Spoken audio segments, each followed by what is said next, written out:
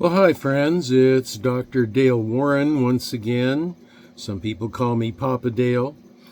And today we have the topic of leading worship. These are additional thoughts on leading worship. This is a lecture that is part of the ThB, the Bachelor of Theology and Bible of the Jan Hus Institute in Biblical Studies, USA. And so, rather than be too verbose, let's get right into the topic. Spiritual thoughts. Many in the church do not realize the importance of the praise and worship part of the church service. Let me just straighten out this camera a little bit. That's a little better. It's not just a time of singing. It's not just something to do before the message comes. Praise and worship is the exaltation of God. It builds faith.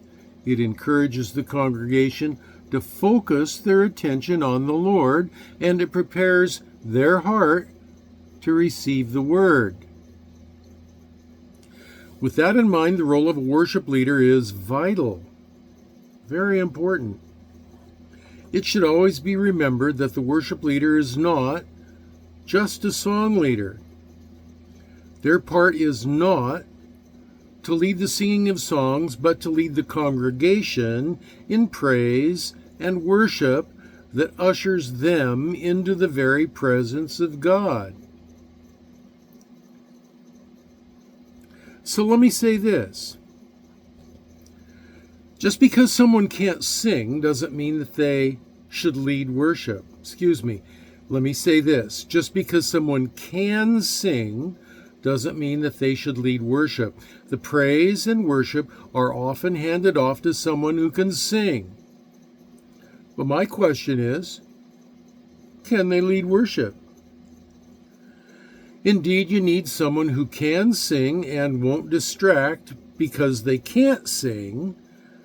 Can't be someone who just has an awful singing voice and is totally distracting from the point, which is to worship God. But it should also be remembered that a good singer doesn't necessarily mean a good worship leader. So here's some points. Number one, remember, you are leading the church. A praise and worship leader leads not just the team, but the whole congregation.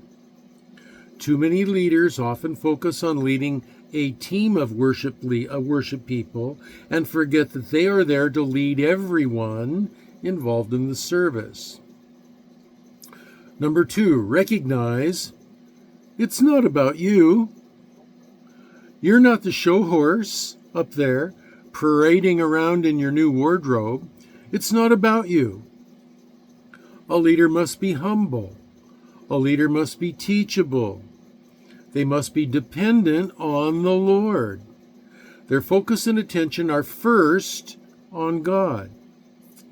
A leader's mindset puts everyone, including the congregation, at ease. First, they have a heart prepared for praise and worship. They are worshipers in private, not just when it looks good or on Sunday. Their whole life, their attitude, is a lifestyle of worship, of thankfulness, of glorifying the Lord. You know the kind of people I'm talking about. Number three, a praise and worship leader must be Holy Spirit led. This requires a lifestyle of prayer, which is what I was just saying, as well as a personal lifestyle in the closet of praise and worship, full dependence on the Holy Spirit. They must remember that dependence upon the Holy Spirit requires a relationship with the Holy Spirit. Be in the Word. The Holy Spirit works and operates according to God's Word. If you're going to recognize the Holy Spirit, you need to know the Bible. Now here's some practical thoughts on the practical side. What worship leaders should consider when they're putting their service together. Does the song list fit? Think and plan for the congregation involved. The arrangement fits and is congregational in focus. This includes the keys, style, and structure. The songs should encourage, build up, and strengthen in faith and relationship with God. The songs must point to Jesus. Are the songs theologically correct? Well, that's a pet peeve of mine. There are a lot of supposedly Christian songs that are not theologically correct. You have to be careful about that. New songs are slowly introduced. Are the teams skilled in playing and singing it? Don't try to do a song that the team can't play or sing. It's only going to distract. Give a clear and strong direction is a main point. And subpoints under that are, this should be given to the entire congregation. Remember, you are leading your whole congregation. Subpoint number 2, present a solid and clear melody, a clear trumpet sound. Give the sound people enough direction, those people that are running the sound equipment. Minimize distractions. For example, don't wave at the sound man all the time. Get as much sorted out in advance before the service. And you might even have some hand signals between you and the sound man that make things easier, that you don't have to do a whole lot of speaking. You know, a subtle signal of like that would mean to make it a little louder or to make it a little lower, or other signals that you can work out between you and the sound man or woman. Remember the goal. The goal or vision is praise and worship of the Creator. And we're moving from the entrance to the tabernacle of worship into the Holy of Holies. Well, here's a question. Why is it that some folks just won't sing? Sometimes we may wonder why the congregation doesn't get involved. Yes, some people will never sing no matter what you do. But here are some things to consider if it seems to be an issue beyond just a few people. The first one is they don't know the song. Pretty hard to sing if you don't know the song. Have you ever been into a worship service where you go,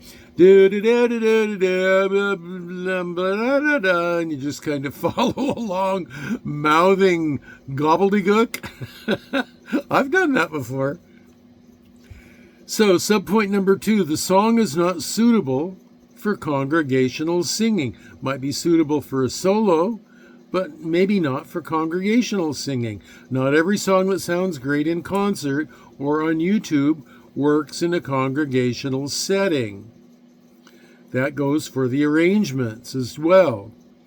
Maybe the song is good, but it needs to be simplified. I'm thinking of the old-time song, Daddy sang bass and Mama sang tenor, and you have the different parts of the gospel quartet that sing the different parts. That's probably not a good congregational song. It's going to create chaos. And what about the key of the song? If the key is too high or too low, that can be a problem. The worship leader isn't connecting is another problem. Like preaching, the worship leader sometimes doesn't have a good week. This can happen. Learn, pray about it, and move on. Now, this is not an exhaustive list, but it is some ideas that I've had about leading worship services, and I hope that it helps you and gives you some other things to think about. And so until the next video, this is your old pal, Papa Dale, signing off and letting you know that I will be praying for you, that you will be well, and that you'll be blessed.